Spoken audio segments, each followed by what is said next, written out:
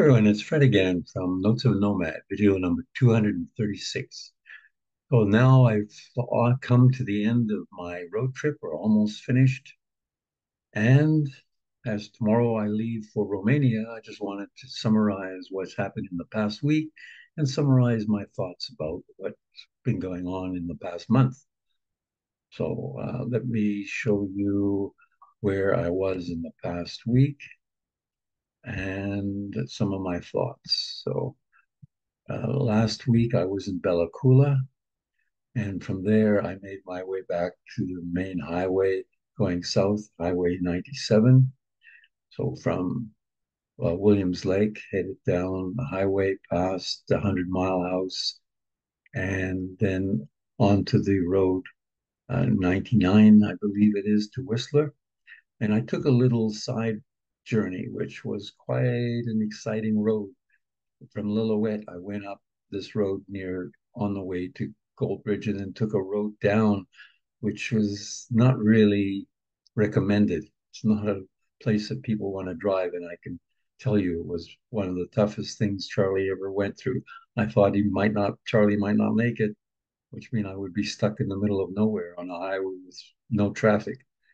Anyway, we got that down, went to Whistler, went to the town of Squamish, which I hadn't seen for years, down to Vancouver, been cross on the ferry to Vancouver Island, and then tomorrow I'll make my way down to Victoria to catch a plane. So some of the things that I saw were Charlie. This is where Charlie parked for 2 nights at Bella Coola. It's just a siding on a road. Just down the road here is where that ferry was from Bella Coola going down to Vancouver Island. There's no road. Well, this is a dead end road, so there's very little traffic. So that's where I spent 2 nights in Bella Coola, just on the siding.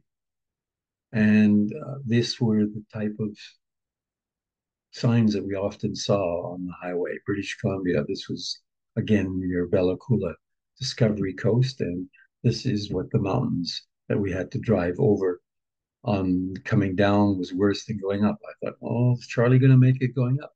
No problem. It was much easier going up than coming down. Down was scarier because you had to make sure you were slow.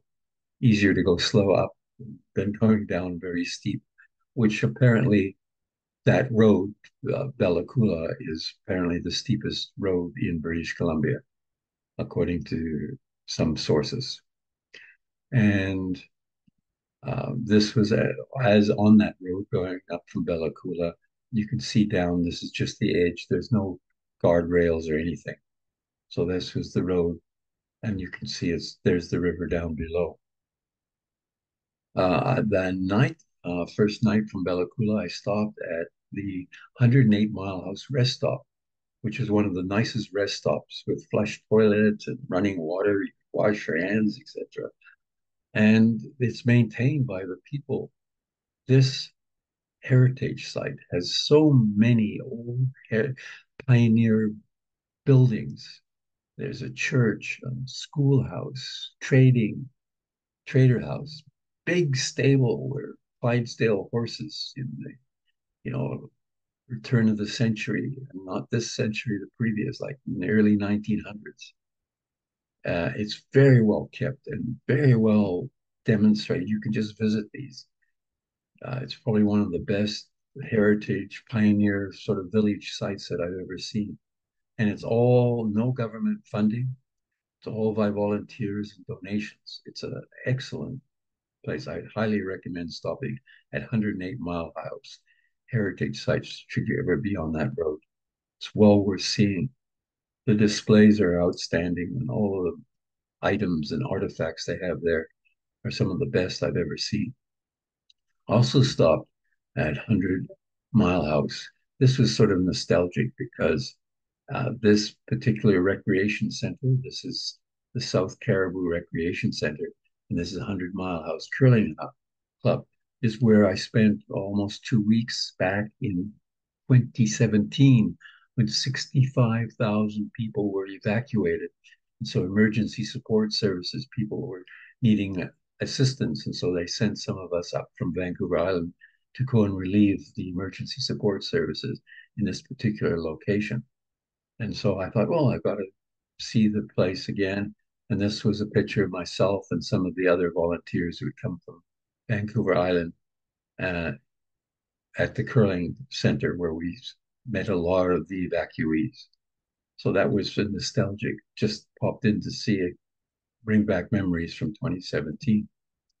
And then the I mentioned that from Lillooet, I took a side trip, and this was some of the road on a side trip where I was going to a place where called Darcy, where I had hiked with my father and my friend Dave and myself when I think we were around 18 years old.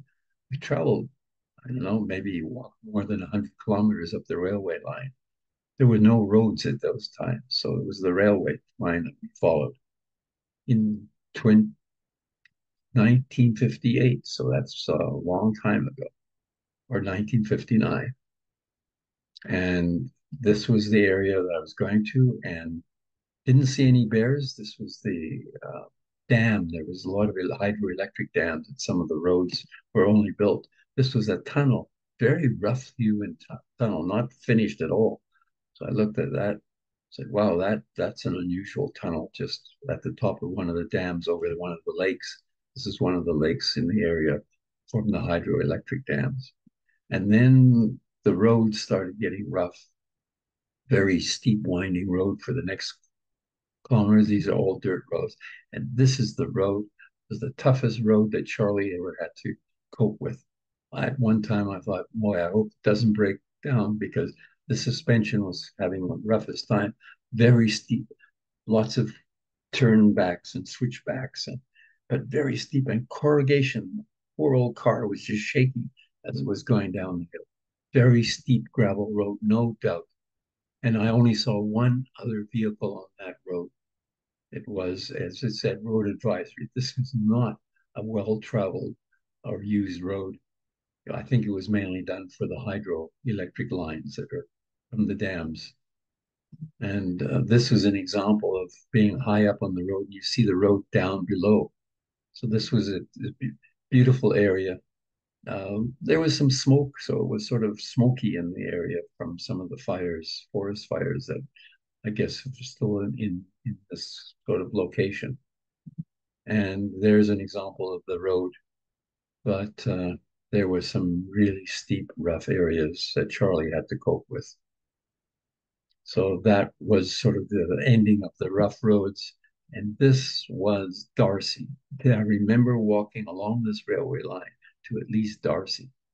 And then, so I thought, well, I saw the sign, the main road. Once I got to Darcy, I was very close to the railway line. So I stopped the car and saw the sign. I said, well, there's a picture of where we walked. And there's a picture of the railway line. And that night I found a little side track off the road.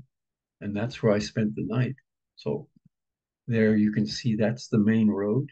The railway line's on the other side. And that's where Charlie and I spent. There's the railway line there. And there was actually a creek behind this. So this little area is where I found we spent the night there. This was an interesting sign that was discussing the difference as we were going. Like I came from this area, from the Fraser River, and it shows you the location. And it's like a desert climate, Lillooet. And then you climb up, and now it's like transitional climate. And then you get to Whistler, which is, as you may know, is a very famous skiing area now. So we walked a lot of this area, in 1958 along that railway line. So that was of interest. And then, of course, Whistler.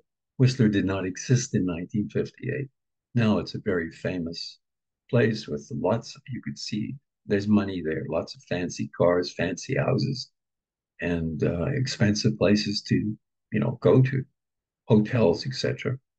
So Whistler, past Whistler, and went into Squamish.